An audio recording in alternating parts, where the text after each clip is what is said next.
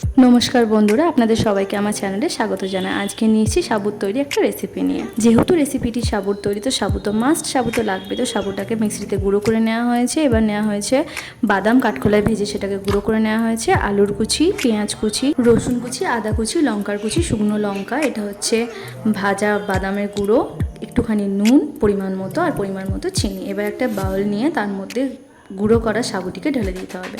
তারপর যে আমি আলুর যে কুচিটা করে রেখেছিলাম বা গ্রেট করে রেখেছিলাম, সেই আলুগুলো দিয়ে দিতে হবে। আলুগুলো দিয়ে দেওয়ার পর ওর মধ্যে প্রত্যেকটা ইনগ্রিডিয়েন্টস যেগুলো আমি দেখালাম এক এক করে সমস্ত কিছু দেওয়া হবে।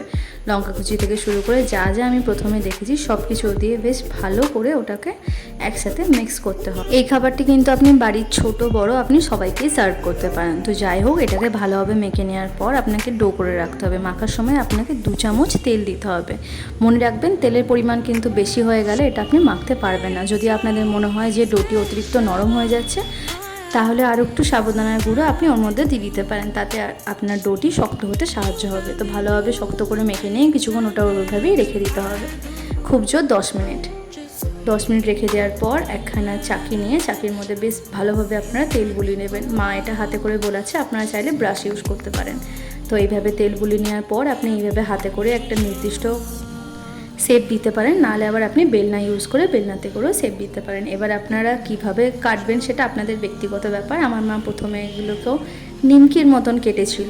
আপনারা চাইলে গোল লম্বা আপনারা যেরকম ইচ্ছে সেরকম আপনারা শেপ দিতে পারেন। তো পরের বারে আমরা আর একবার নতুন করে কাটি। তো এইবারে আমরা লম্বা লম্বা শেপ রেখেছিলাম, একটু সরু সরু করে কেটেছিলাম। বেশি মোটা করবেন না, তাতে ওটা ভাজাটা পুরোপুরি হবে না, নরম রয়ে যাবে ভেতরটা।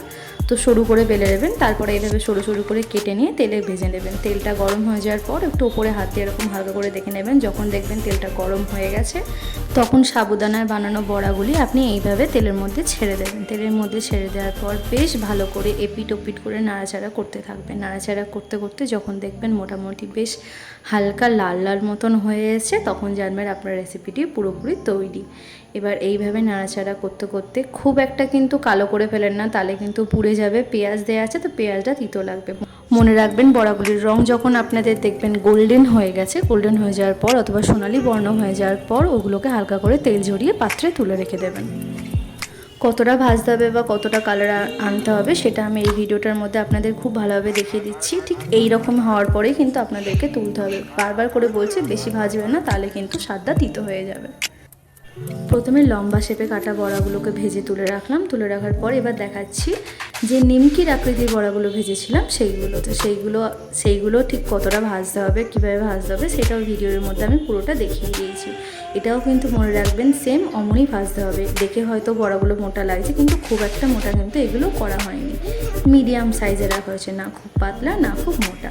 যেহেতু ভিডিওর প্রথমেই বলেছিলাম আপনি এটা বাচ্চা বড় সবাইকে সার্ভ করতে পারেন, তো আমি এটা সার্ভ করছি আমার ছেলেকে। সবার প্রথমে আপনারা দেখতে পাচ্ছেন ওকে দিয়েছি। ওর খাওয়ার পর আনন্দটা আপনারা হয়তো খুব ভালোভাবেই দেখতে পাচ্ছেন। আপনাদের যদি রেসিপিটি ভালো লেগে থাকে তাহলে অবশ্যই একখানা লাইক দিয়ে দিন এবং বন্ধুদের সাথে শেয়ার করে দিন। আর আরও এরকম ভালো ভালো রেসিপি দেখার জন্য আমার চ্যানেলটিকে সাবস্ক্রাইব করে দিন। নমস্কার, ধন্যবাদ।